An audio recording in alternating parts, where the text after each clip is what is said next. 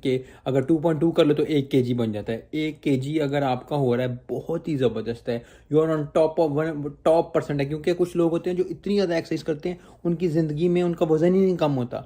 हम थोड़ी सी एक्सरसाइज करें, मैं थोड़ी सी एक्सरसाइज करूँ, मेरे जानने वाले कोई एक्सरसाइज करें, आप अगर थोड़ी सी मेहनत करेंगे, आप खुद देख लें, अगर आप थोड़ी सी तवज्जो करके थोड़ी सी मेहनत करेंगे ना, तो आप कहाँ से कहाँ पहुँच जाएंगे। तो सिर्फ तवज्जो करने की ज़रूरत है, कंसिस्टेंट रहने की ज़रूरत है, कमिटमेंट से करनी है। क्योंकि मेरे अंदर भी ये मसला है, और मैं जब ये मेरे अंदर मसला तो बहुत ज़्यादा लोगों के अंदर मसला होगा। कमिटमेंट और कंसिस्टेंसी का बहुत ज़्यादा मसला आ गया हुआ है।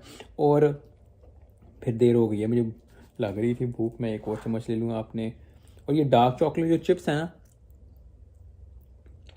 बहुत अच्छे हैं।